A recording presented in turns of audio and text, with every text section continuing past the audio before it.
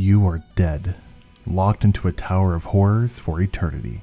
You have been told a story that if you reach the tower's peak, you'll be granted one wish. You know your task. With each death, you gain knowledge and start over at the bottom of the tower. Will you ever make it to the top? Will you ever get your wish? Hey guys, Thomas from wisegamer.com here, bringing you my review of Ruin of the Reckless, a game by Faux Operative Games that came out on Steam April 26 for $14.99. Real quick before I get too far into the storyline here, I just wanted to say I'm thinking about possibly reducing the number of videos I do a week from 3 to maybe 1 or 2. Let me know what you guys think and then maybe what days I should upload on. Right now I upload every Monday, Wednesday, Friday. Again, I'm thinking about reducing it just a tad and it'll be a little less stress on me basically. That said, let's get back into the review. So the story goes that since the beginning of time, this tower has served as a beacon, attracting souls of those who have lived and died with recklessness in their hearts. These souls are bound to the tower by some force and cannot leave. Over time, their souls start rotting and fading away, and they're just forgotten. The only hope is this legend that any spirit can reach the top of the tower and be granted one wish. This wish could lead to their freedom. Moving into the gameplay, Ruin of the Reckless is a 2D retro-style brawler and roguelike hybrid, where you focus on melee combat supplemented by these ranged spell mechanics and kind of an evasive dodging system too that you really need to hone in. So it's kind of this really interesting difficulty curve with really kind of a steep curve in my opinion, and each level is procedurally generated, so you need to learn the enemies and how to handle them rather than learning the different paths to take for, the completion of the level. The game offers some co-op options, which allows you to have basically one of two characters that you play as, and then each of their characters actually have corresponding wish endings to experience as well that goes with the story. So it's a really easy game to pick up and play around with, trying to get far into it and try to climb up these tower levels and things like that. But again, that difficulty curve makes it really challenging as each level gets harder and harder with the new enemies, and there are a few things you can do to modify that. So one of the interesting mechanics is they kind of have modifiers similar to other roguelites that you see. These are called chaos cards, and with the chaos cards you can place down these different things and it'll do a modification to the seed that you're on, whether it makes it easier for you or harder, or some other sets that come out there too. So one thing that I had was a pair of boots that I could put on that made it to where the enemies didn't knock me back as far, so that makes it easier, you have less knockback, that type of thing. There's an ability orb system basically that gives you new abilities to help you in fights, and this acts in turn with the level up mechanic to provide the roguelike RPG element that we're used to in titles like The Binding of Isaac, Enter the Gungeon, and games like that. It's also a twin stick shooter, so very much like Enter the Gungeon, where you can actually fire, or in this case melee, in a full 360, where Binding of Isaac is more of the cardinal directions. So instead of shooting, you mostly melee your enemies, though again, you don't really have much of a range attack. You can kind of cast a spell maybe once or twice a floor if you're lucky, and really that's kind of when you're just getting completely swarmed at that point. Now visually, the game has some really beautiful sprite animation. I felt like the 2D pixel art retro feel was good. It was okay in the environments and things like that, though a little bit low quality, but the pixels in the sprite animation itself, the actual characters, they looked really good and detailed in my opinion. There's a lot of different particle effects and a lot of different enemies on screen sometimes though, and that kind of goes back into that overwhelm thing I talked about with the gameplay. It adds to the difficulty, but it really makes it difficult to understand what's even going on in the game, and I think that kind of goes into this visual category where there's so much going on sometimes, it's really hard to track where your character is, and I'm really not sure how the developers expect you to survive some of the situations where enemies spawn either like right on top of you or right next to you in a full 360 around you, and you have no way to get out of that type of situation. I did enjoy the gameplay overall, but this cluster effect really kind of made the game a little less fun at times, and again it was kind of like I'm being hit by enemies due to a sheer overwhelming number spawning directly on me in all directions, rather than something that I could really use like a skill to overcome or something like that.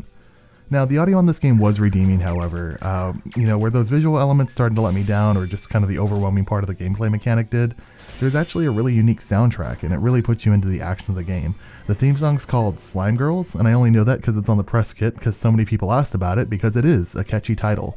It's a really catchy song I should say too, and all the little effects from casting spells, meleeing the enemies, and all of that really fits into the game well, and they did a good job here. Now, moving into replayability is where any roguelike should really shine, and this game has that as well. So with a couple different endings like I mentioned, and of course that ability and really necessity to play the game over and over to get further up the tower, you're going to be able to sink a lot of hours into this. you really do need to be able to learn the different enemies to be able to figure out, you know, okay, this is how I should attack or approach these guys. I should stay further back from these guys, that type of thing, and until you kind of learn that aspect of it. I was able to get further and further. I think I got up to floor 7 at my best, maybe just past that, out of the full tower, which I don't even know, maybe it's 15 floors or something like that. So it's definitely difficult. It takes some practice, and again, there are just some bad seeds, I guess, where enemies just spawn kind of on top of you. One thing I didn't mention during the gameplay is that some floors you actually hit will have a shop that acts as a checkpoint to spawn if you die. You can only spawn back at the first shop, I should say, but the other shops are kind of like a resting point for you, where you can buy different upgrades, whether it's those ability orbs that I talked about. If you have room to be able to acquire a new one, you can buy one there at the shop if you have the right money for it. Or you can also buy some other upgrades, whether it's a weapon upgrade or a potion or something like that, or a different spell book, so you can cast something other than the basic fireball you start with.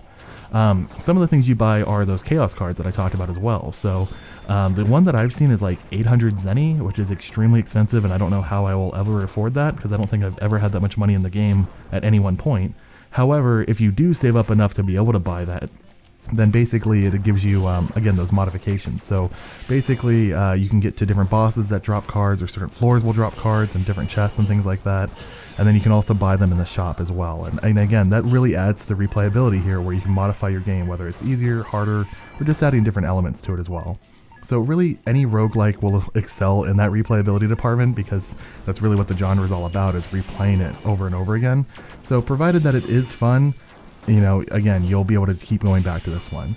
The difficulty curve is really high with this one, and again, depending on how many enemies they put on the screen at once, which at times is completely overwhelming, I think this one will still be one that I can go back to kind of time and time again, play a few runs, get my value out of it, and I don't really see a letdown here. So overall, just kind of wrapping everything up, if you're a fan of roguelikes like The Binding of Isaac, Enter the Gungeon, or Nuclear Throne, things like that, you'll likely enjoy Ruin of the Reckless as well.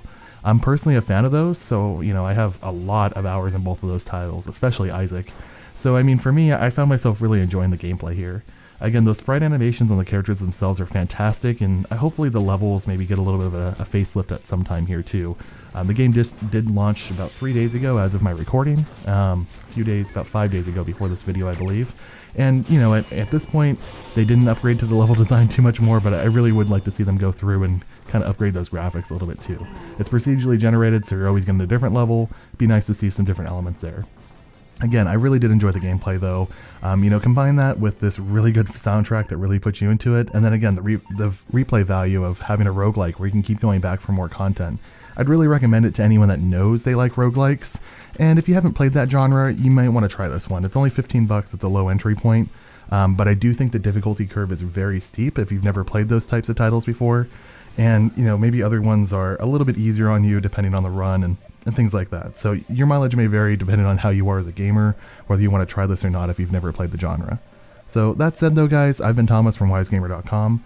This was my review of Ruin of the Reckless. I'll have a link to the game in the description below as always, as well as a link to my playlist that I've done for other reviews as well.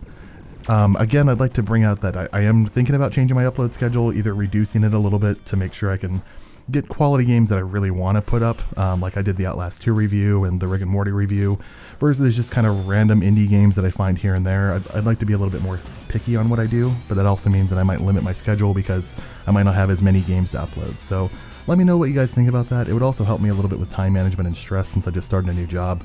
And also I'm streaming on beam.pro/wisegamer, so I'd like to stream a little bit more and see you guys there while I'm playing and testing different games that I might be reviewing. So anyway guys, thanks again. Hope you guys have a great day. All the links are down below in the description, and we'll see you next time.